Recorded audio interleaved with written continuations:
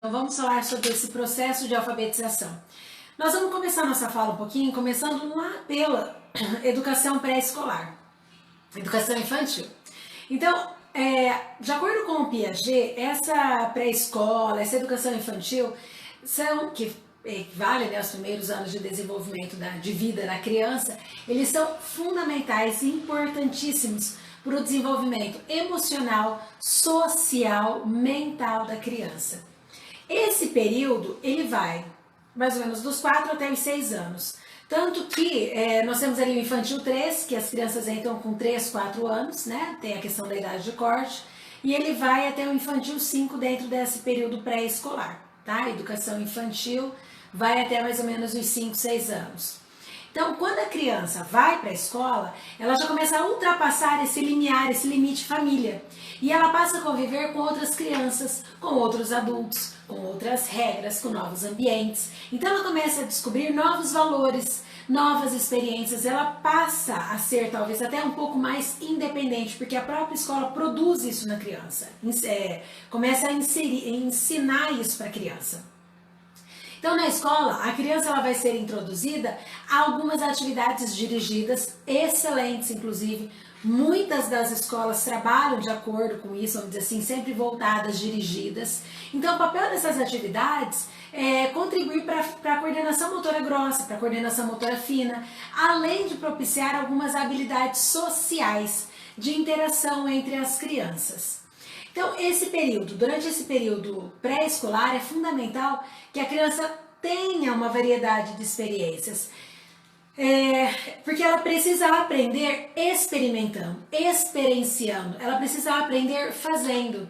Ela deve ser estimulada, inclusive, dentro dos 5 sentidos dela, tá? Ouvido, visão, então, audição, visão, tato, paladar, o que eu esqueci? Visão, audição, tato, paladar e gustação. Dentro desses 5 sentidos, ela precisa ser estimulada, tá? Então, assim, a pré-escola, a educação infantil, ela deve oferecer para a criança condições para ela se desenvolver de forma harmoniosa, tranquila, mas ela precisa desenvolver todas as suas potencialidades. Tudo que é cabível para uma criança dentro daquela faixa etária poder fazer. Então, não se deve pensar em desenvolvimento quebrado. De apenas desenvolver uma parte da criança. Vou desenvolver só o físico. Não, vou só desenvolver a parte afetiva. Não, vou só desenvolver... Não, a criança, ela é assim como o adulto, qualquer outro ser humano, nós somos um todo. Então, nós temos que ser desenvolvidas dentro de todas as nossas habilidades, dentro de todo o nosso desenvolvimento pessoal. Então, a criança ela tem que adquirir habilidades necessárias para a aprendizagem da leitura, da escrita e do cálculo. Então lá na pré-escola vai ser introduzido isso? Vai, não deixa de ser introduzido isso. A questão é o como isso é introduzido. Por exemplo, a questão da leitura não precisa necessariamente colocar a criança com um texto na frente dela e pedir para que ela leia. Ou querer ensinar a junção das letrinhas. Para a aprendizagem da leitura, o professor pode fazer aquela roda de leitura, sentar e ir lendo e mostrando para as crianças. Ir apresentando para a criança isso. O reconhecimento da escrita, como que pode ser? Com o nome delas. Então, muitas escolas colocam o crachazinho, né? Não é crachá, é aquele negocinho na mesa, com o nome. Então, põe a primeira letrinha, inclusive, em vermelho, por exemplo, em destaque, e o resto em preto. Então, a criança, depois, com o alfabeto móvel, vai fazendo o reconhecimento das letrinhas e vai montando. Tem hora que eles trabalham com o nome dos pais. Então, vai mostrando, a criança vai tendo um reconhecimento de escrita. A criança vai vendo isso daí, mas ela não está sendo ensinada a fazer isso. Ali nós temos a questão muito da imitação. A questão do cálculo, a criança também é inserida dentro deste universo. Como? Dividindo o lanche com coleguinha, enfim, com N situações da sala de aula que é possível que isso seja realizado. Então, é muito importante despertar a criatividade com uma autoexpressão, proporcionar às crianças essa interação com os adultos. Sejam com os adultos lá da escola, seja com os pais. Tem que ensinar as crianças a desenvolverem um senso crítico, para que essa criança possa agir, se posicionar, encontrar soluções para os problemas dela. Então não adianta você, mãe, ir lá e resolver tudo. Ai, porque o fulano bateu no meu filho, eu vou lá na escola e ó, desço o cacete também. Não é indicado. O legal é você ensinar ao seu filho que se defenda, de uma maneira ou de outra. Nem que seja, chegou, vai lá na professora e fala que o teu coleguinha te bateu. Quando minha filha foi para a escolinha, ela foi com quase 2 anos. Eu lembro muito bem que nessa época o meu marido falava assim para ela: não deixa ninguém te bater. Se bater em você, você desce os cacetes de cima. E eu ficava assim, só observando. Aí o meu filho, ele falava assim, o mais velho: não, Maria, se bater em você, você tem que falar para a professora. Então, assim, minha filha com quase 2, o meu filho tinha quase 7. Então, ele já conseguia se colocar no lugar do outro para mostrar, inclusive, que não era certo. Mas a Maria Fernanda, ela sempre conseguiu lidar muito bem com essas situações. Então, assim, um pouco também da criança. Então, o aprendizado de uma criança, se nós falamos de aprendizagem, ela tem que ser construída, ele é construído através de conhecimentos em uma situação que há intervenção intencional externa. Quem que faz isso? Pais, professores, escola, alguém tem que resolver isso daí, alguém tem que corrigir isso daí. Ó, eu gosto de fazer algumas atividades com a minha filha, atividade de sombreamento, tem um outro nome, pareamento das sombras, enfim. Então, o que eu faço? Eu recorto, né, porque são bichinhos, e dou para ela. Ela já consegue identificar que aquela sombra é daquele bichinho que está recortado e põe. Quando ela coloca lá, ou quando ela cola, se ela cola torto, qual é o meu papel enquanto adulto? É orientar, é falar, é mostrar para ela, fazer essa intervenção para mostrar, olha, a perninha do bichinho tá torta, ela é aqui. Não adianta a gente simplesmente dar por dar. É claro que existem momentos que sim, nós vamos deixar a criança fazer o que ela quiser, óbvio. Só que existem momentos que o que nós queremos produzir com a criança tem que vir através de uma intervenção. Daí vem também a questão da intervenção psicopedagógica. Nós fazemos uma avaliação, né, psicopedagógica da criança, verificamos tudo o que precisa ser trabalhado e fazemos a intervenção. Por isso que eu falo, avaliar por avaliar, gente, nem avalie. Porque às vezes a pessoa pega um relatório seu, leva para um monte de lugar para, assim, não tem um processo, então nem adianta. Então, quando a criança vai fazer uma atividade, o adulto que está ali com ela, ele tem que realmente estar fazendo esse processo de intervir, tá? Então, na escola, por exemplo, o professor, ele vai apresentar situações que considera serem importantes para que haja a construção do conhecimento por parte da criança. Até por esse motivo que os professores fazem planejamento de suas aulas, montam essas aulas, estruturam essas aulas, pensam em meios, pensam em atividades que podem ser interessantes para a criança, para estimular o que eles querem que seja trabalhado naquele momento. Então, assim, pelos estímulos, a criança ela vai se tornando apta para lidar com os desafios da vida dela. Ela vai trabalhando o conjunto de habilidades de esquema corporal, lateralidade, coordenação visomotora, relação espaço-temporal, desenvolvimento da percepção auditiva, visual, tátil, gustativa, olfativa. Gente, é extremamente importante que a criança tenha o controle sobre a atividade visomotora.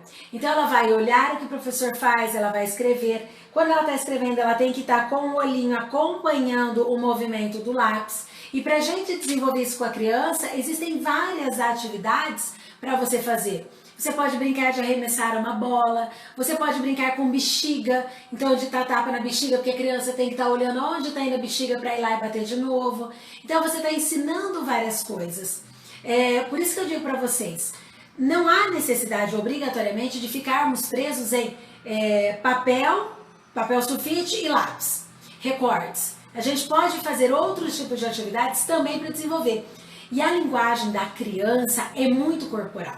A criança é um ser, assim, por si só ele quer movimento. E um outro detalhe importante é que as crianças, elas querem realmente se movimentar. E dentro dessas atividades, até da bexiga, nós podemos ensinar nelas, além dessa coordenação visomotora, nós podemos ensinar para elas a questão de... peraí que me fugiu o nome. A questão da atenção. Então, ó, você tem que prestar atenção só na bexiga amarela. Todo mundo, ó, só pode relar no bexiga amarela. Estamos trabalhando com bexigas coloridas. Pessoal, atenção. Vocês vão estourar só as bexigas azuis, já. Então, assim, você está despertando o senso de atenção. Quando vocês ouvirem um apito, vocês vão parar onde vocês estão, estátua. Então, você está treinando com a criança a questão do desenvolvimento dela, dentro da realidade dessa criança, que é o brincar. Você desenvolveu coordenação visomotora, você desenvolveu espaço, você desenvolveu atenção, você desenvolveu a parte auditiva, porque essa criança, quando ela estiver em sala de aula, vai precisar ouvir o professor, prestar atenção no professor, então tem que ter um treino. Tá? Então tudo tem que ser treinado. E como que se treina? Brincando. Como que se treina? Com o corpo, atividades de pátio, atividades em sala de aula, porque não tem muito espaço, vamos para a sala de aula, mas vamos usar esse corpo. Amarelinha, vai pular amarelinha, só pode pular no número par, só pode pular naqueles números que tem formato que parece uma bolinha. Então vai ser o 0, vai ser o 8, o 2 tem lá um negocinho, uma voltinha, pode pular, tudo é combinado antes, porque você vai colocando na criança a questão da atenção. Então, quando você iniciar um processo de alfabetização, a criança ela deverá saber usar mão e olhos para o ato de escrever e ler. Então, tudo isso que eu falei agora, toda essa questão desse treino, vai fazer com que a criança se sinta mais preparada para o processo da alfabetização. Até por isso, por esse motivo, é necessário movimentar as articulações, braços, pulsos, mãos, dedos. Os dedos, inclusive, por conta da pressão e preensão, resistência, forma de objeto. Então, assim, a criança tem que usar a mão, tem que testar, tem que experimentar. Tem nesse livro azul, esse livro aqui, tem um dos testes, eu não vou conseguir achar rápido para vocês, mas tem um dos testes que tem a faixa etária e ele pede para a criança fazer assim, ó. Faz assim, pá.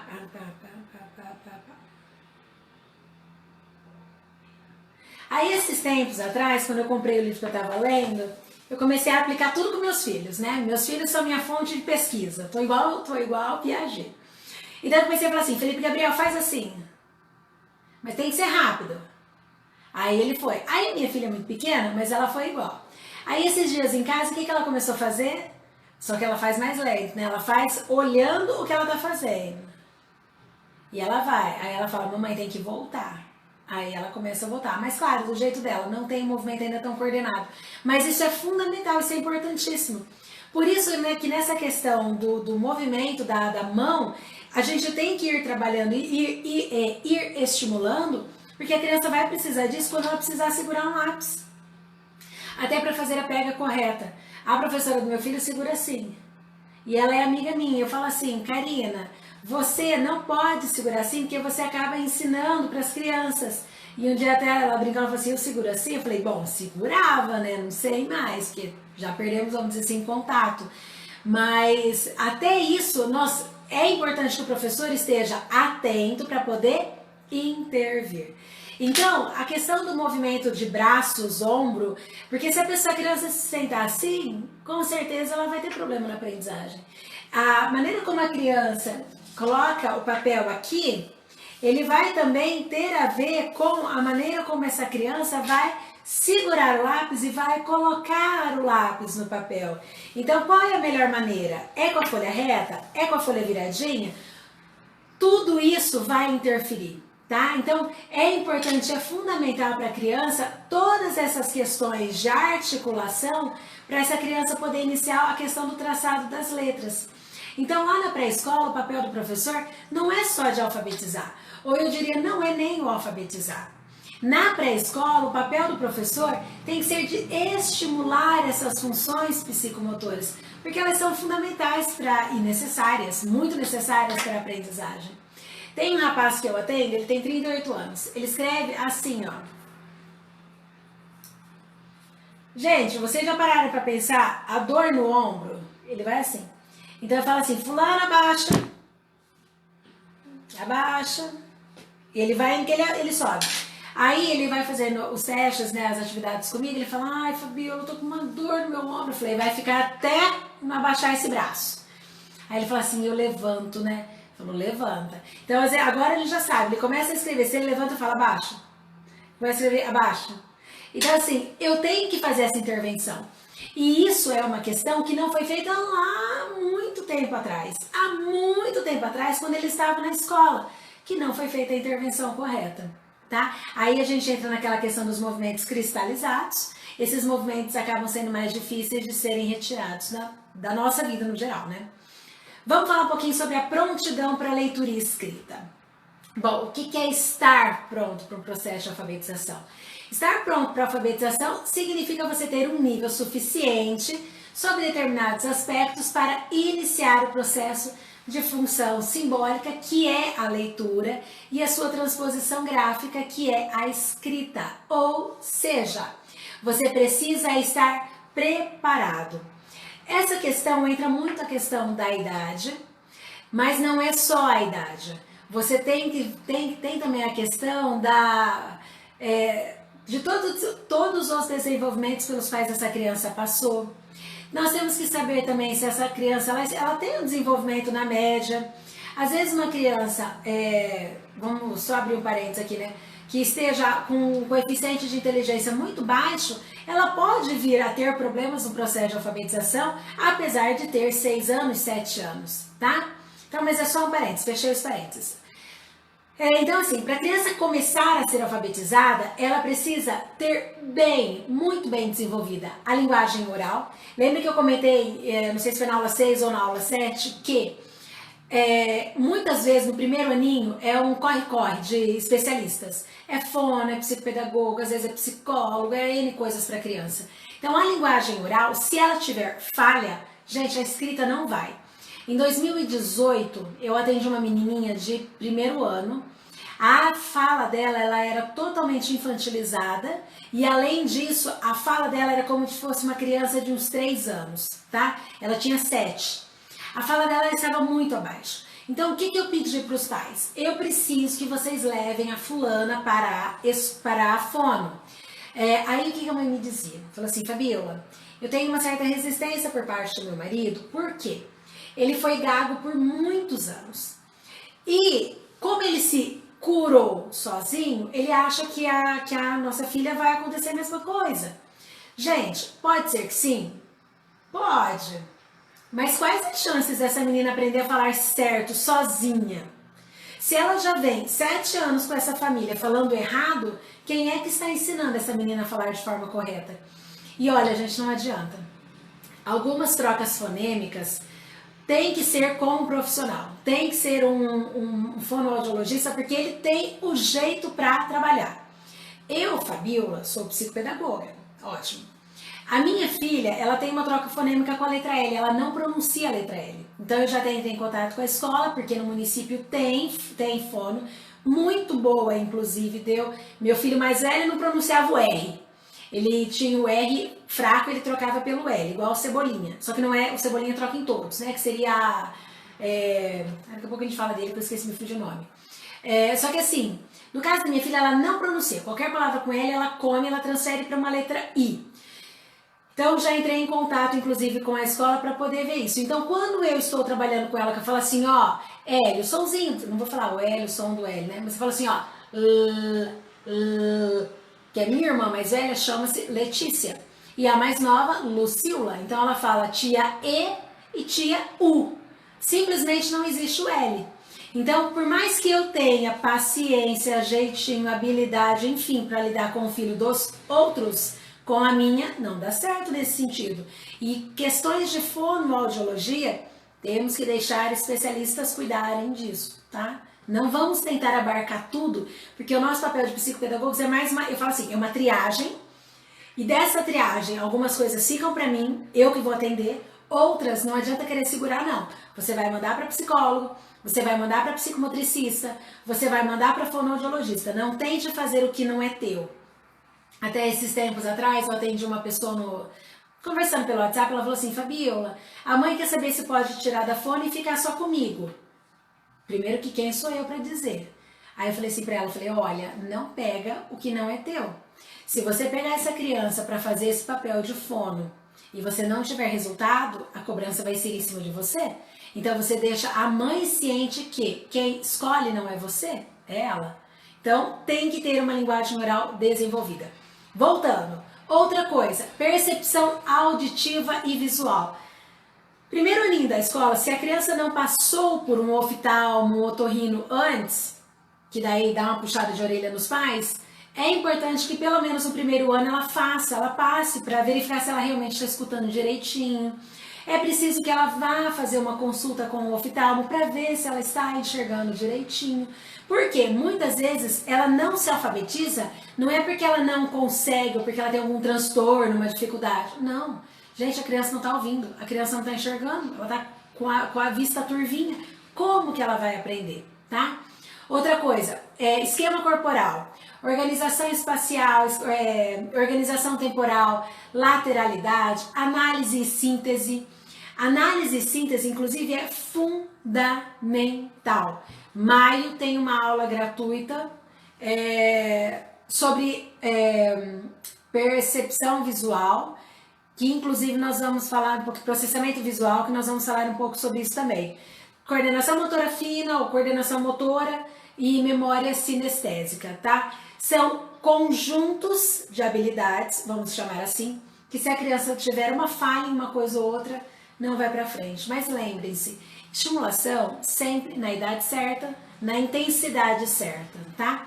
Então essas são peças fundamentais para a preparação do processo de alfabetização.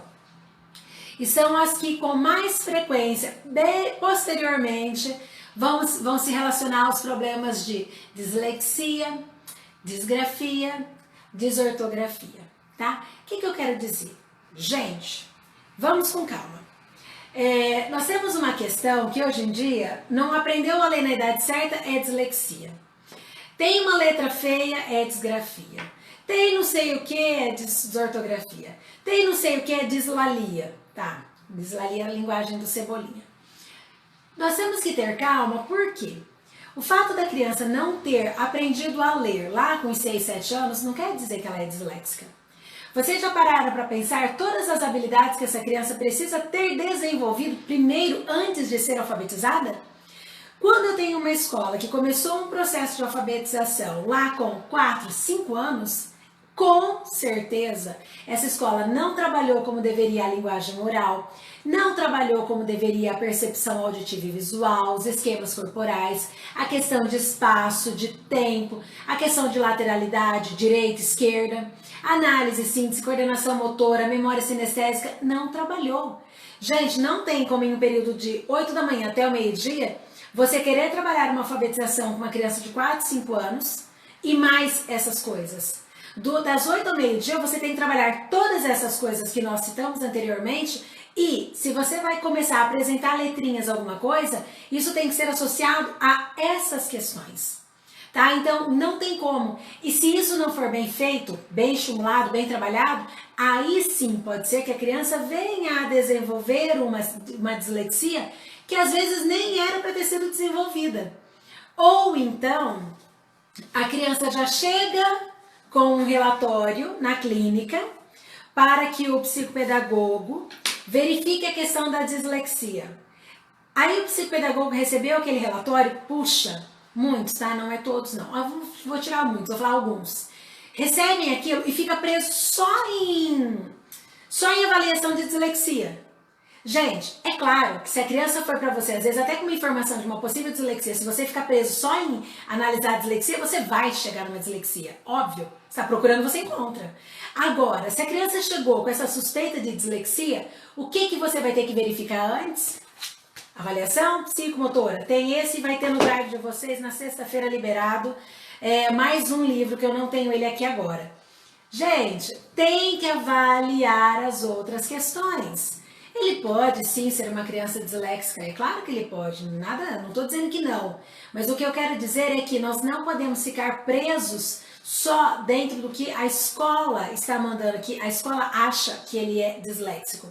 Nós temos que fazer uma avaliação completa, e a avaliação completa, ela é completa e ela não é rápida, ela é demorada, tá? Agora sim, vamos voltar a falar dessa questão de prontidão. Então, a prontidão, vamos voltar a falar não, né? Vamos falar um pouquinho sobre essa questão da prontidão. O que é uma prontidão para aprender? Essa prontidão, ela é uma soma de todas as características interpessoais que facilitam ou que vão atrasar a questão da aprendizagem. Então, existem sim alguns fatores de prontidão. Nós podemos citar, por exemplo, a maturação, as experiências passadas e a motivação. Quando nós falamos de maturação, nós estamos falando de um processo de crescimento interno que é fundamental para a questão da aprendizagem. Quando falamos de experiências passadas, seriam aquelas experiências que constituem a vivência da criança e os hábitos que nós queremos ter aprendido, tá? E a motivação, ela é fundamental para que a aprendizagem possa ser realizada. Então, em outras palavras, o educando, ele precisa querer aprender. Quando você recebe um paciente na clínica que ele se nega a fazer as coisas, se não criar o vínculo, não adianta você querer atender. Então, muitas vezes você tem que soltar, deixar, avisar a família que aquilo não é para você, porque você pode arrumar a melhor maneira de falar, mas você pode dizer, não criei vínculo, a criança não quer trabalhar comigo. De todo o meu tempo de psicopedagoga, até hoje, graças a Deus, só tive um caso que eu não consegui realmente me aproximar da criança. Um menino de 11, 12 anos, repetente de 6º ano. Só que ali era uma questão familiar muito, acirrada, sabe? Mãe e pai brigando o tempo todo, dando Ritalina pro menino. A mãe precisou um dia ser até do SAMU ir na casa dela para buscar, porque ela teve uma crise de ansiedade muito forte, enfim. Mas é claro que a criança sente isso, a criança sofre isso, mas o adulto não percebe que, infelizmente, nem sempre o problema é da criança, né? Então, para a criança iniciar um processo de aprendizagem de leitura e de escrita, ela precisa ter alcançado um certo nível desse desenvolvimento global. E isso quer dizer que o seu desenvolvimento físico, intelectual, afetivo, social e as funções específicas para esse desenvolvimento da linguagem precisam estar funcionando de forma adequada. Então, na pré-escola, o desenvolvimento dessas funções específicas para a aprendizagem, para o processo de alfabetização, ele deve ser intensificado através de atividades próprias. O que são atividades próprias? São atividades que não são propriamente de uma alfabetização, mas é uma linguagem própria para que a criança possa aprender. Lembra que eu comentei? Não é crachá, gente. Da mesa, eu esqueci o nome. Vocês sabem, né? Aquele que põe assim na mesa. Então, assim, vai ter lá o nominho da criança, a letrinha inicial. Aí a gente pode ensinar número para a criança. Vamos contar agora quantos coleguinhas tem o nome iniciando com a mesma letrinha do seu. Aí separa, por enquanto a criança não está sabendo contar. Então, nós vamos separar todos os crachazinhos que começam com a mesma letrinha F, do nome da criança. E olha aqui, todo mundo. Então, vamos ver quantos Fs nós temos. 1, 2, 3, pode abrir na mão, pode mostrar que ela inicia. Então, nós estamos começando a ensinar para a criança a questão dos números também. Então, vamos começar, deu o nominho? Vamos lá com o alfabeto móvel, vamos recortar aquilo na revista, enfim, tá? Quando a criança está pronta para ser alfabetizada, dentro desse processo de leitura e de escrita, ela deve preencher alguns requisitos, seriam os pré-requisitos. Então, aqui vocês vão perceber quantas coisas nós precisamos trabalhar com os pequenininhos antes de querermos ensinar letrinhas, tá? Antes de querer ler, não é nem letrinha, antes de nós começarmos a explicar palavras. Por quê? As letrinhas, eles ficam juntos, ficam próximas das crianças. Quando elas começam a perceber que um nome é composto por palavras, digamos assim, a criança começa a ficar instigada. E a criança, tanto que ela passa lá pelo processo de alfabetização, que ela vai mandar uma carta para você, ela faz assim, vê se não é. Então eu vou escrever uma carta para o papai.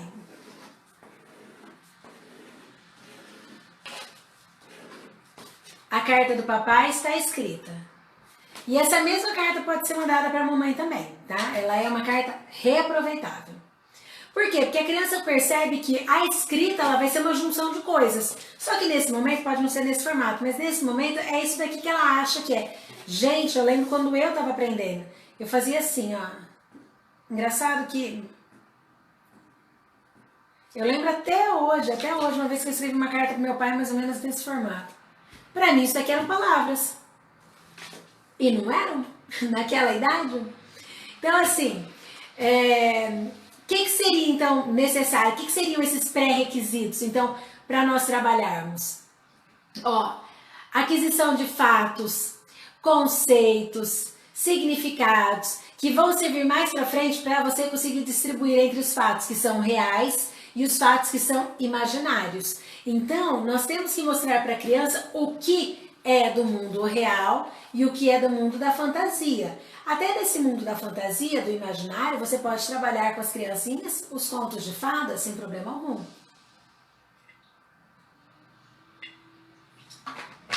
Outra coisa, precisamos desenvolver com a criança a questão da coordenação visomotora, que nós já falamos isso, né?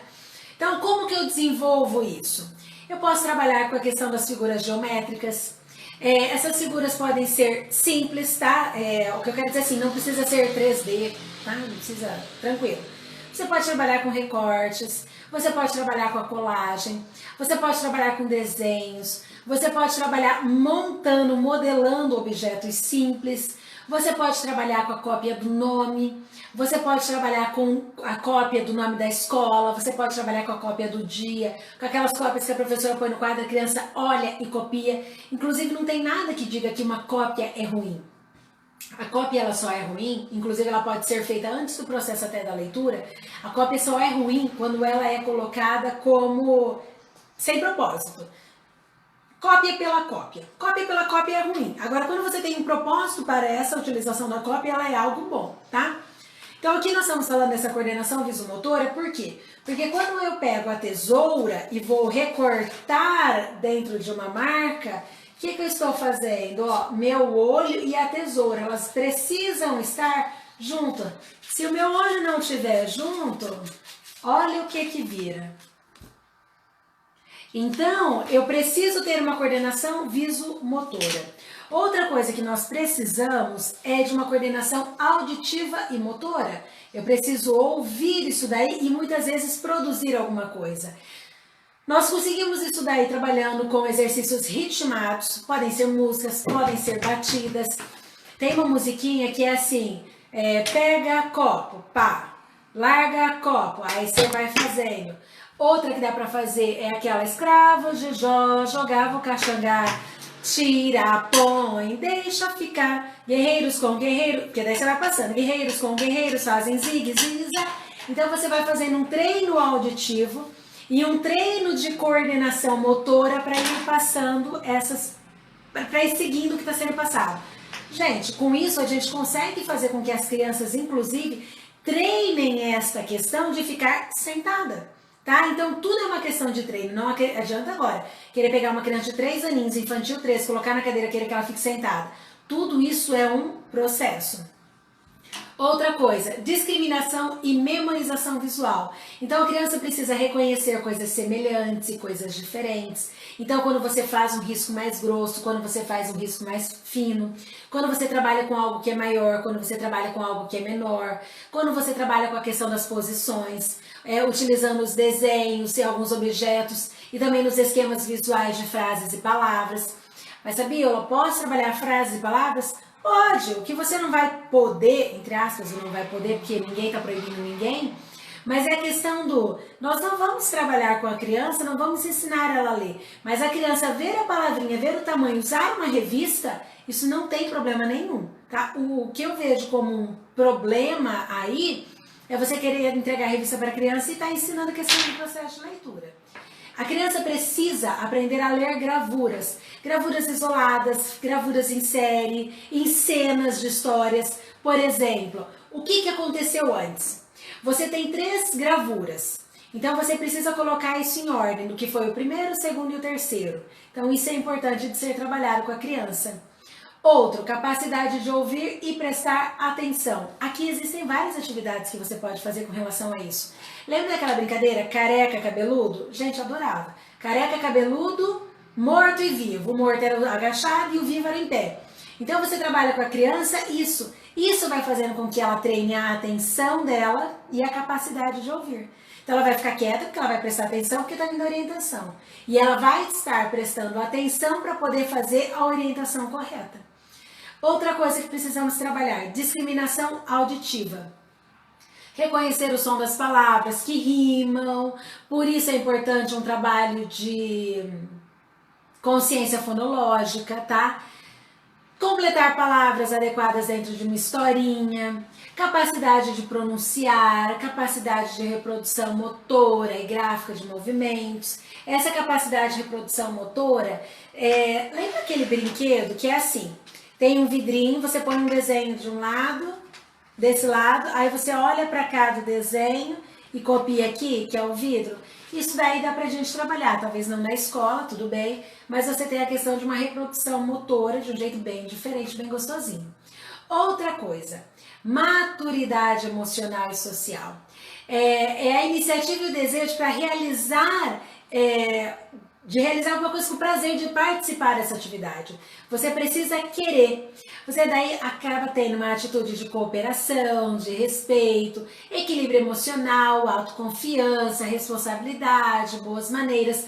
Muita coisa está aqui dentro. Vocês já viram crianças que quando elas erram, elas começam a chorar? Quando o professor fala assim, não, isso tá errado, começa a chorar feito uma sei lá o quê? Então, porque não há uma maturidade emocional, porque não foi trabalhado isso daí com a criança.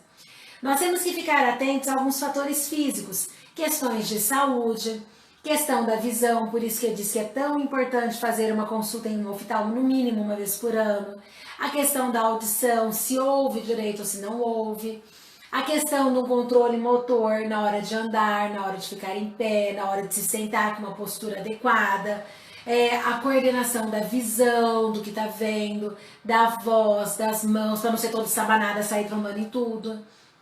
Então, assim, desenvolvendo essas habilidades específicas, no caso, a criança vai conseguir obter os pré-requisitos que ela precisa, que são necessários para a aquisição da aprendizagem da leitura e da escrita. Contei para vocês agora há pouco, com relação, na aula anterior, com relação àquela mãe que queria alfabetizar a filha de 2 anos. O que a gente fala para uma mãe dessa? Posso falar que ela é louca? Ao meu ver, louca. Porque assim, a criança ela tem tanta coisa gostosa, tanta coisa legal para trabalhar dentro do universo dela. Só que se vocês observarem, quem é professor vai conseguir ver isso bem certo também. Muitos pais, quando a escola começa a brincar demais, usar jogos, usar brincadeiras, até a bexiga que eu citei para vocês agora há pouco, os pais acham que a escola não está trabalhando de forma adequada. Na cabeça dos pais, o trabalho certo a ser feito é ensinar a alfabetização. Vamos lá, escrita, dita texto, escreve. Então é nosso papel enquanto profissionais até explicar isso para os pais. Explicar que não, que o universo da criança ela vai aprender de uma maneira diferente do que ser uma criança mais velha ou se fosse um adulto. E mesmo o adulto, quando nós vamos alfabetizar adultos, muitas vezes nós usamos o lúdico também para poder chegar onde a gente quer. Então, assim, o treinamento de funções específicas devem ser intensificadas ao longo da educação infantil. Então, você vai subindo degraus, para você ir desenvolvendo essa criança. Agora, sim, essas funções elas já foram iniciadas desde o nascimento da criança. Então, desde lá atrás, a criança já foi aprendendo isso. O que eu preciso fazer agora?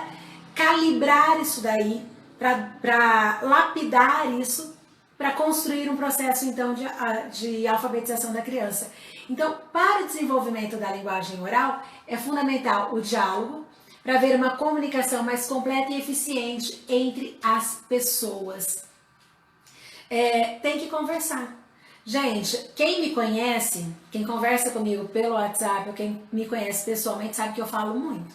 Aqui eu estou falando muito, mas aqui eu posso por conta do curso. Quem me conhece sabe que eu falo, mais que o homem da cobra. Tanto que, antes de fazer letras, eu fiz 2 anos de física também na UEM. E eu larguei física pelo simples motivo de que era um curso muito fechado, não podia conversar. Tinha que ficar o tempo todo fazendo conta. E além de fazer as contas, que era uma delícia de fazer, precisava ficar explicando. Resolvi isso por conta disso, fiz isso por conta disso. E um belo dia eu cansei desse negócio de ficar explicando continha e fui levar minha prova pro professor ver porque ele tinha me dado uma nota muito baixa. E tava tudo certo minha prova. E aí ele falou pra mim que a minha prova não estava igual a do meu colega, que eu levei pra comparar. E ele falou assim, do fulano ele explicou, e você não. Eu falei, se eu quisesse explicar, eu ia fazer letras, não ia fazer física. E a partir desse momento eu parei. Quando eu fiz a mudança para física, para letras, aí eu me achei. Por quê? Porque daí eu podia falar, aulas de literatura, eu adorava dar aula de literatura, porque eu podia me estender falando. Então, assim, para ter o desenvolvimento da linguagem, tem que falar. Por que eu estou dizendo isso? Gente, eu tenho 2 filhos que são 2 matracas. Então, como que eu quero ter filhos que não falem, né? Não falem, sendo que a mãe deles produz comunicação o tempo todo. Então, assim, essa questão da linguagem oral, ela tem que ser realmente desenvolvida, tá? Vamos falar um pouco agora sobre a leitura e a escrita como meios de comunicação. Bom, a fusão da fala e o pensamento permite para a criança a aquisição de novas etapas do desenvolvimento da linguagem, que são leitura e escrita. Então, o que eu falo e o que eu penso, eu consigo agora produzir algo escrito. Então, eu vou para uma leitura e uma escrita. A linguagem oral da criança, ela tem um valor muito importante para a aquisição desse processo de leitura e escrita. Então, para haver uma comunicação efetiva, é fundamental, é importantíssimo que se obedeçam 3 níveis que se sucedem no tempo e que são dependentes uns dos outros. Então, nós estamos falando sobre as primeiras comunicações entre mãe e filho. Então, assim, se houver um bom contato entre a mãe e o filho, uma boa interação entre os dois, vai facilitar bastante o aparecimento do nível gestual, que vai auxiliar a desenvolver e a tomar uma significação e a comunicação verbal. Então, o que eu quero dizer com isso? Você já deve ter observado o quanto o papel da mãe é importante para um filho. Quando a gente fala mãe realmente porque normalmente ela que amamenta, ela que está perto. Mas a figura paterna também é importantíssima, tá? Tudo que a gente fala no caso da mãe também serve para o pai. Então, como vocês perceberam, mãe e filho, um depende do outro. Mãe e filho um depende do outro, o contato, a aproximação, comunicação, tudo é um conjunto. Então, assim, apenas a linguagem verbal, ela não dá conta de uma maior compreensão das mensagens e a realização das trocas interpessoais. Então, apenas a linguagem verbal não. Você precisa de alguns complementos e nós vamos começar a falar um pouquinho delas.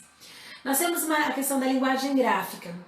A linguagem gráfica é uma forma de comunicação e também de expressão.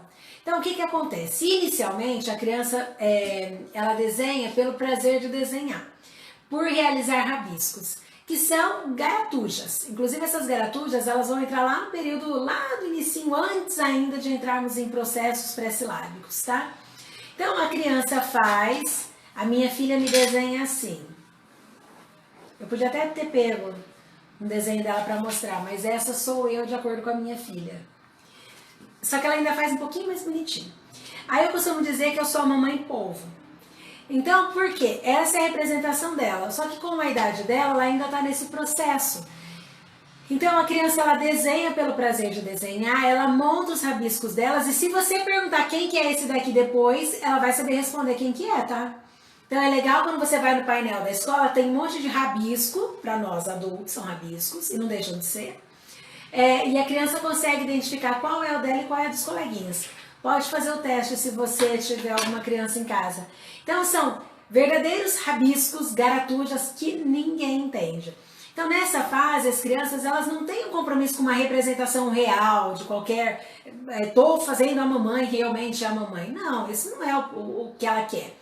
Essas garatujas iniciais, elas são longitudinais, os traçados são totalmente desorganizados. Conforme vai acontecendo o desenvolvimento visomotor, a criança ela vai começando a conquistar novas estruturas de movimento. Então, esses rabisquinhos, eles começam a tomar algumas forminhas mais arredondadas. Você começa a ganhar um corpinho, vai mudando esse desenho. Até que surgem as bolinhas, né? Um desenho mais arredondado, enfim. Então, a criança, ela passa a adquirir um maior controle da tonicidade dos seus músculos. Então, inclusive, da maneira como ela vai catar o lápis, segurar o lápis. Então, como ela adquire esse controle dessa tonicidade dos seus músculos, eles são instrumentos fundamentais para a criança depois conseguir segurar um lápis, uma borracha, uma tinta, da maneira correta, tá? Com a apreensão que ela precisa, inclusive, colocar nesse objeto. Então, com o desenvolvimento dessas garatujas, a criança passa a sentir necessidade de dar nomes, porque ela já percebeu que tudo tem nome. Então, por mais que isso não seja propriamente a mamãe, ela vai olhar, ela vai escrever mamãe, a professora vai pegar o lápis e vai escrever lá no desenho dela, mamãe. Isso tudo faz parte do processo das crianças de desenvolvimento. Então, essa garatude, ela começa a assumir um novo aspecto, começa a adquirir um caráter de jogo simbólico. Porque a criança, ela passa a representar as suas ações, os objetos que estão ao redor dela, as pessoas de acordo com o ambiente que estão. Tanto que aqui entra um pouco quando você aplica uma projetiva nas crianças, né? A questão do desenho, da análise do desenho. Então, tudo começa a ser nomeado. Eu lembro que quando meu filho estava ainda na pré-escola, a professora pedia, na segunda-feira era sempre assim, desenhar o que eles fizeram, né, no dia anterior. Então, o desenho era legal, que era sempre plano, né, taxado o negócio. Aí ele desenhava, e daí a professora ia perguntando e pondo o nome no lado, o que era aquilo. E eu lembro assim, que depois que a minha filha nasceu, ele estava no Infantil 5, tudo aparecia o desenho da Maria Fernanda. A Maria Fernanda, então, era aquele bonequinho, né, palitinho. Aí tinha um quadrado que era o lenço umedecido, tinha um tubinho que era a pomada. E o que ele estava lá também no desenho, a mamãe, o que ele estava fazendo, ajudando a trocar. Então, assim, ele começava a representar e a professora ia dando nome àqueles desenhos dele. Então, algumas dessas garatujas, elas vão significar a mãe, como era o meu caso. Elas vão significar uma boneca predileta, os brinquedos que tem em casa, tudo. Por isso, por exemplo, quando um psicólogo precisa às vezes descobrir alguma coisa que está acontecendo com a criança às vezes ela não vai falar, mas ela vai colocar no papel. E o psicólogo, ele tem esse jeitinho de colocar no papel o que ele quer que realmente seja colocado no papel. É bem legal. E pela própria estrutura do desenho, o psicólogo tira muitas informações. Então, assim, esses desenhos da mamãe polvo, aos poucos eles vão passando por algumas modificações. Não existe qualquer organização dessas figuras no espaço. A mamãe está voando.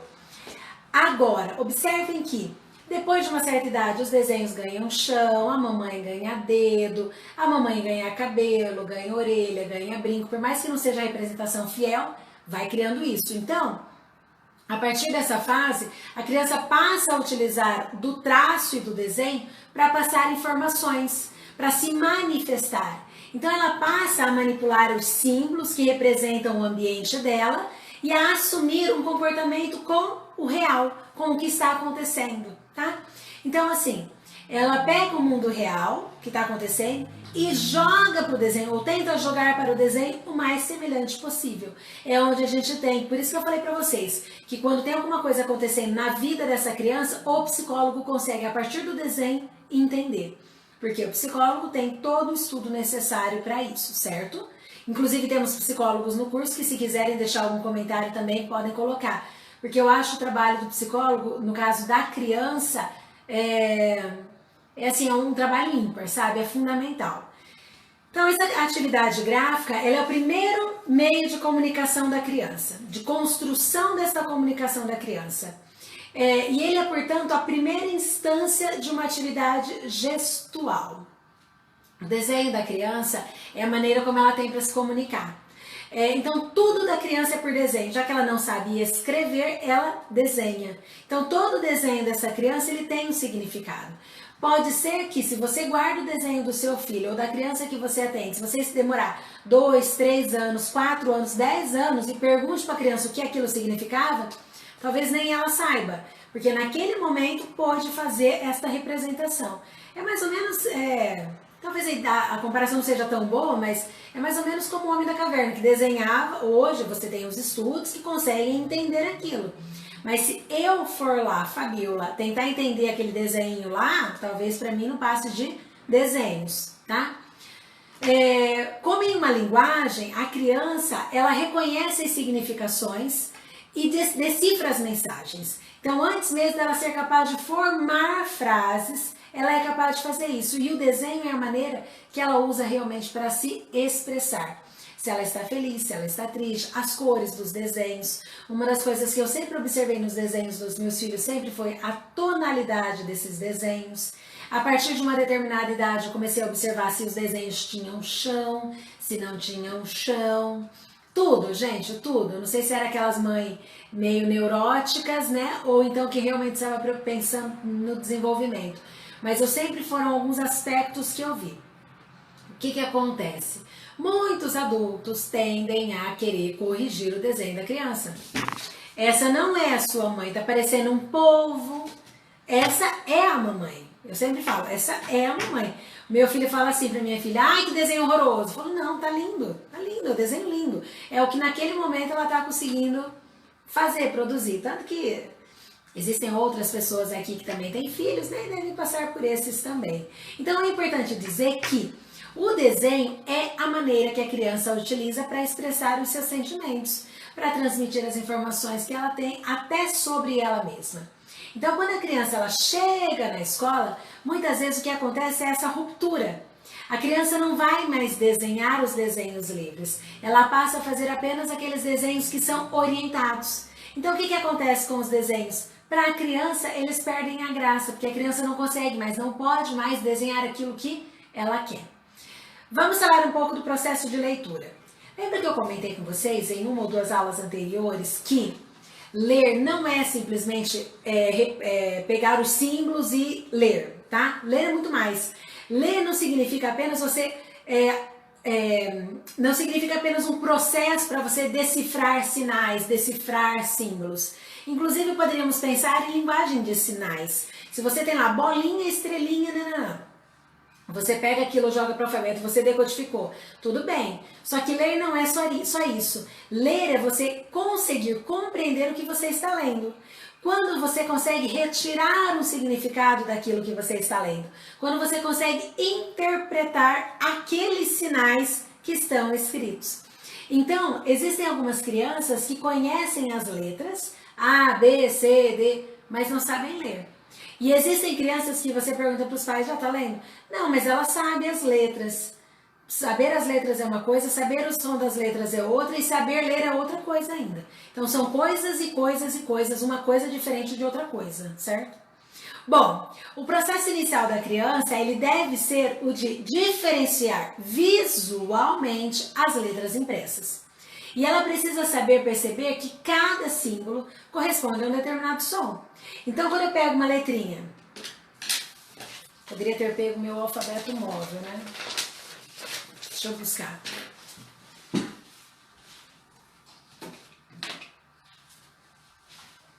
Olha lá.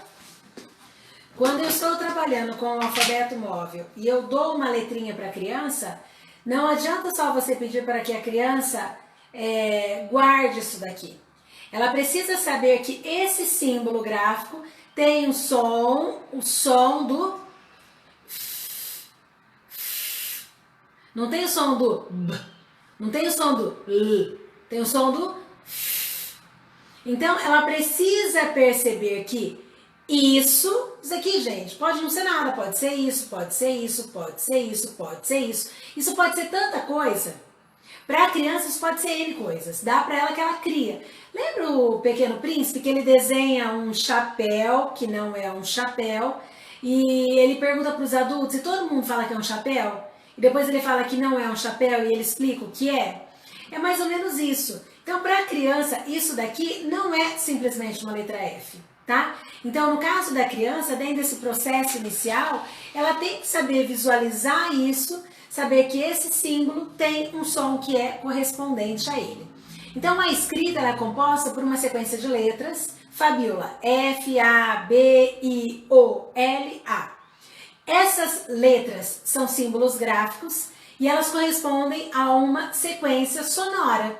Então, eu tenho Fabiola, tá? Então, é uma sequência sonora que conseguiu constituir essa palavra.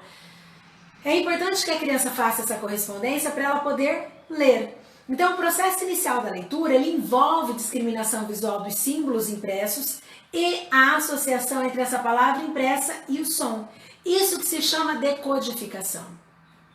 E esse processo de decodificação, ele é fundamental para que a criança aprenda a ler.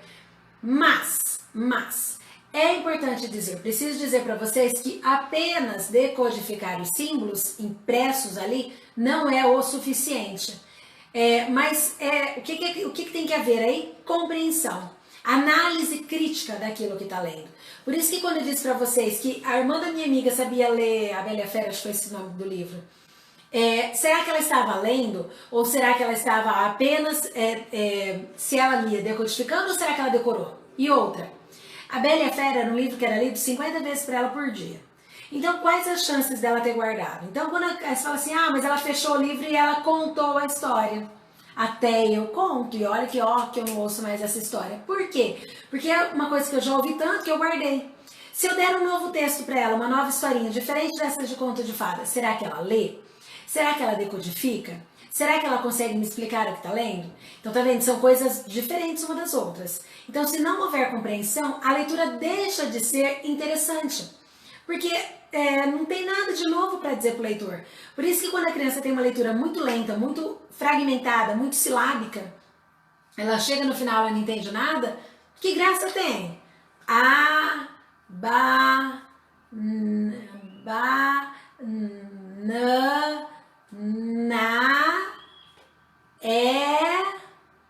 Gente, a hora que ela chegou num ponto, nem eu vou lembrar o que ela estava lendo ali. Então, assim, por isso que, inclusive, depois nós temos que fazer a estimulação dessa leitura. Não é porque, um detalhe interessante, inclusive, não é porque uma criança é disléxica, por exemplo, que ela não vai precisar ler. Isso é uma falsa, uma falsa ideia com relação a isso, tá? Só abrindo parênteses. Então, assim, só é possível considerar que uma criança lê quando ela é capaz de compreender o que ela leu. Não vale dar a historinha que ela já leu 50 vezes, não. Então, quando a criança decodifica e não compreende, não tem leitura. Decodificar é você bater o olho dentro do negócio e conseguir dizer o que é, tá? Sabe aqueles videozinhos no WhatsApp que rola assim? A pessoa pega um tubo de pasta de dente. Aí você começa, co-ga-te. A criança vai repetindo, co-ga-te. O que você leu? Pasta de dente. Esse é o exemplo típico, gente. É bem exatamente isso que acontece, tá? Então, assim, ela leu Colgate, mas ela, quando precisou ler completo, ela leu pasta de dente. Então, ela não estava lendo. Ela estava repetindo o que era dito e depois ela deu a impressão dela. Então, assim, para uma criança adquirir a leitura, é necessário que ela possua, além dessa habilidade de simbolização, de verbalização, de desenvolvimento intelectual, algumas outras habilidades pessoais que são essenciais. Inclusive, já falamos, vamos retomar, vocês vão ver que várias vezes nós vamos falar sobre isso, porque é, inclusive, para ficar martelando na nossa cabeça. Tem que ter capacidade de memorização, acuidade visual, coordenação ocular, o mínimo de atenção dirigida e concentrada, o nível de vocabulário de compreensão, noção de lateralidade, mesmo porque a leitura ela tem uma ordem para ser feita, você não faz livremente. A leitura ela é sempre linear, por linha, sempre da esquerda para a direita, então você não começa a ler o seu texto de onde você quiser. E além disso, ela deve possuir também uma orientação espacial, saber onde é o início, saber onde é o fim. A leitura ela se desenvolve sobre os moldes de frases ritmo-melódicas. Como assim? João foi para a feira. Então você tem um ritmo que você vai lendo. Então a criança tem que observar que a leitura ela tem ritmo. Não é aquela coisa assim, João foi na feira fazer... Não, a leitura ela tem que ser ritmada, até porque você tem pontos finais, você tem parágrafos, você tem pontos de interrogação, você tem exclamação, você tem vírgulas, N coisas. Por isso que ela se torna ritmada e melódica, tá? Falando sobre a escrita. Bom, para você conseguir escrever, é importante que haja um desenvolvimento motor, no caso agora vai ser inclusive das mãozinhas, ombro, tal, adequado. Só que não é só isso, tá, gente? Nós vamos ter que prestar atenção, vou ter que olhar, vou ter que ter uma coordenação, que o meu olho acompanhe a minha mão.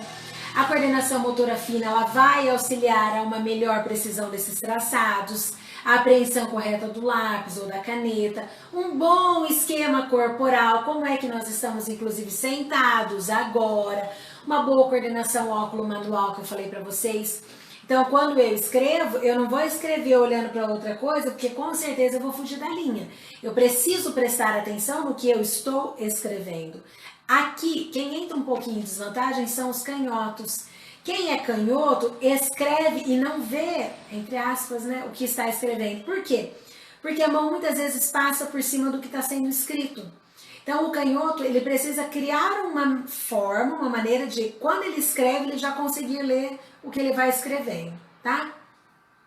Então, além disso, essa criança, ela deve ter uma tonicidade adequada que irá determinar um maior controle neuromuscular e, consequentemente, determinar uma maior capacidade de inibição voluntária. O que é essa inibição voluntária? Ela é a capacidade de parar um gesto no momento em que se quer ou que precisa. Então, você está escrevendo, a professora fala, para. Ou você está escrevendo e você consegue interromper aquilo porque você foi fazer uma outra coisa, tá?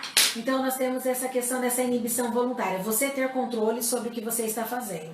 Então, é necessário considerar também que a rotação do pulso ao você escrever, a posição da folha, para que não haja nenhum gasto de energia e não haja dor no seu braço. Lembra do meu paciente de 38 anos? Que ele escreve mesmo, não é zoação não, tá? Ele escreve com o braço erguido. Então, assim, precisa de uma postura correta. Quando você está assim, a mão está no formato, você abaixa, essa mão também tem que ser corrigida. Essa mão não pode ficar com um buraco aqui embaixo, ela tem que ficar rente à mesa para você poder escrever. Enquanto você escreve com uma mão, a outra segura o papel, para que a folha não ande. Então, são várias questões. Lembra que nós temos uma mão dominante, a outra que vai fazer o apoio. No meu caso, que uso a mão direita, ela vai ser a que tem mais força, só que eu preciso dessa outra mão para completar o movimento.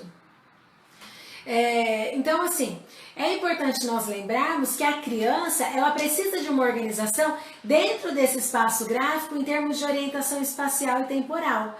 A escrita, ela vai mobilizar diversos segmentos do corpo por ser um gesto motor. O que eu quero dizer com isso? Eu quero dizer que não adianta simplesmente pegar o papel e achar que já está certo. Você tem que se posicionar, você tem que pôr a folha do jeito certo. Eu tive uma coordenadora na época que eu dava aula que ela virava o papel do contrário. Então era como se ela estivesse escrevendo de baixo para cima, só para vocês entenderem a posição da folha. Então a posição, ela quase que subia em cima da mesa para poder escrever. Essa é uma posição certa? Não, não é. É desconfortável, a maneira ela está totalmente torta, tá? Então, assim, a escrita das crianças, ela deve ser verificada. Inclusive é um ponto interessante. Quando você vai verificar essa questão da escrita, você vai verificar através de cópia, ditado, redação, textos livres. Tanto que quando nós fazemos uma avaliação de uma criança, mesmo daquelas que não leem, dá pra gente pedir a cópia também, tá? Porque daí nós estamos treinando também a parte visual dessa criança. Crianças que já sabem ler, trabalhar a cópia é importante para saber se não está comendo letra, para saber se não está juntando letra. Quando você dita um texto, ou você dita uma palavra, você dita uma frase, então tudo isso é importante para você fazer a verificação, certo? Inclusive, assim, são alguns dos aspectos dessa base, na verdade, dessa avaliação psicopedagógica. Para fazer uma cópia, basta que a criança enxergue, tá? E consiga transformar aqueles símbolos que ela está vendo em escritos. Ela vai precisar de uma coordenação fina razoável, porque a letrinha delas ainda não vai ser muito boa, a mãozinha delas ainda vai estar em treino. Ela tem que ter a postura certinha para sentar, ou como escrever. Então, nós professores psicopedagogos, precisamos estar muito, muito atentos à maneira, inclusive, da pega do lápis. Nesse livro da Gislene, ela coloca, inclusive, a questão da maneira correta de escrever. A pega correta, pega normal do lápis e a pega anormal. E é legal que ela coloca 4 pegas normais. Ela coloca a mais correta, depois ela vai pondo com 2 dedos, o lápis perpendicular à mesa, o jeito que está escrevendo, o dedão entrelaçado. Então, assim, eu acho interessante, até porque esses dias mesmo atendendo uma criança, ela não tinha aquela pega, entre aspas, correta, mas ela segurava com os 2 dedinhos. E dependendo da maneira como ela tá pegando, não tem erro na escrita, tá? Então nós temos que observar essas questões. Tá. Então assim, para você começar a copiar, você não precisa ainda saber ler. Então, o treino da cópia, ele é fundamental, ele precisa fazer parte das atividades escolares das crianças, porque assim a criança começa a observar, a ter consciência das letras, dos espaços entre as palavras, da pontuação, dos sinais de expressão, da capacidade de sequência das letras dentro das palavras, para perceber que uma palavra é praticamente igual a outra, só muda uma letra. E o legal é que as crianças percebem isso, tá? Quando você tem faca e vaca, a criança percebe que foi, olha, só essa letrinha que mudou, o resto é tudo igual. Então é importante a cópia. Um detalhe, a cópia permite que você treine, pratique essa questão da coordenação motora fina. Sem o sentido de só ficar fazendo caligrafia em si, tá? Mas ela também vai auxiliar na questão do percepção do tamanho das letras, das palavras, a altura da tua letra, a proporção, o alinhamento da palavra na linha, inclinação das letrinhas. Então, não é simplesmente uma cópia de caligrafia. Aí teria um outro propósito depois, tá? Então, a cópia ela também contribui bastante com a familiarização das crianças com as diferentes modalidades de estrutura das palavras nas frases. Porque às vezes você tem a palavra toda em letrinha maiúscula, às vezes está com letrinha imprensa, se bem que quando nós falamos de criancinhas menores, vai estar sempre em caixa alta, mas ela vai conseguindo reconhecer as palavrinhas ali dentro dos textos. Então a escrita, ela possui uma sintaxe própria e que nem sempre ela é reproduzida na fala, como é o caso, por exemplo, dos relatos de experiência. E é legal porque a pessoa fala assim, eu falo de um jeito e escrevo de outro. Infelizmente, sim.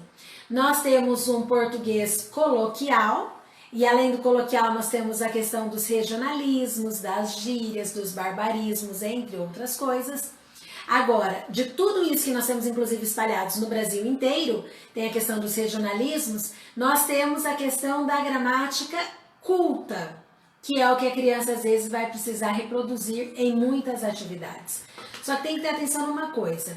É preciso cuidado com essa questão das cópias, como eu já comentei com vocês, tá? Cópia por cópia, até que ponto realmente é interessante fazer, tá? A cópia é importante que tenha um motivo para acontecer. Você deu um texto, você trabalhou, você pede para a criança, às vezes até porque está contando, aprendendo a ordem 1, 2, 3, 4, 5, né? Que não seria o primeiro, o segundo, o terceiro. Mas 1, 2, 3, vamos contar o quinto parágrafo, ó. 1, 2, 3, 4, 5, achou? Vamos pintar ele de vermelhinho, pinta. Agora nós vamos copiar isso no caderno. Então daí você vai fazendo isso. Agora copiar, por favor, né, gente? Então a seleção do texto para essa atividade, ela tem que ser agradável. Tem que estimular a criança a querer fazer a atividade. Então tem que estar dentro do universo da criança. Por isso que cópia por cópia não tem propósito. Além disso, a cópia ela tem que ser praticada ao mesmo tempo que o ensino da escrita e da leitura, e não só de maneira isolada. Você pode ensinar a criança pequenininha a copiar? Pode. Ela vai olhar no quadro lá o Maringá 6, que dia é hoje? Maringá 14, 15 de abril de 2020. Ela pode fazer toda a representação. Mas, sem problema nenhum. Agora, a cópia ela precisa estar também presente quando a criança está nesse processo de alfabetização. Então, é bem fácil de observar que, normalmente, o aluno tem mais dificuldade em um ditado do que na cópia. Por quê? Porque no ditado, ele precisa ter uma representação gráfica desse conteúdo já armazenado na sua cabecinha. E daí, fazer uma representação daquilo que ele já viu com a parte auditiva e verbal, do que a professora falou e do que ele ouviu e a representação que ele tem que pôr no papel. Então, em um ditado, o aluno precisa discriminar, ele tem que diferenciar a palavra que a professora disse, essa palavra agora é com F ou essa palavra é com V? Essa palavra tem 2 S's ou essa palavra é com C? E assim vai. Depois que ele consegue fazer isso, ele precisa associar o significado, associar uma forma gráfica, a uma, no caso, né, são as letrinhas. Aí ele vai ter que estruturar as sílabas, pensar na palavra escrita, até que ela consiga, a criança consiga, então, montar o respectivo traçado daquela letra. Então, tá. E daí, outra coisa, e ele ainda tem que seguir ou respeitar a orientação espaço-temporal. Começa aqui, termina aqui. Começa aqui, termina aqui. Então, o ditado, ele é um treino de acuidade auditiva e a criança, ela precisa se concentrar para conseguir diferenciar os sons que ela escutou, do que o professor disse, para daí ela poder produzir, então, no papel. Então, a atenção da criança, ela tem que ser seletiva, se quiser conseguir reproduzir graficamente a linguagem oral. Então, existem vantagens no ditado. Por exemplo, nós podemos exercitar a questão da memorização das palavras, exercitar a questão da memorização das orações, das frases, além do que você está produzindo na criança um maior aprendizado também do vocabulário. E na redação? Na redação, por o aluno estar um pouco mais livre para poder elaborar com as suas próprias palavras e os seus pensamentos, as palavras, elas são elaboradas mentalmente, associando com os sons, os significados, as formas gráficas ao escrito, mas a criança tem uma maior liberdade ali. Então, normalmente se deve aprender a ler e a escrever ao mesmo tempo, mas a leitura, ela deve vir antes da escrita. Então, se uma criança não sabe ler, dificilmente ela vai conseguir escrever, pois as palavras que ela escreve não têm correspondência sonora e, portanto, são incompreensíveis. Então, nós precisamos entender que cada coisa tem o seu tempo. Para a criança aprender a escrever, ela vai precisar, primeiramente, conseguir ler aquilo.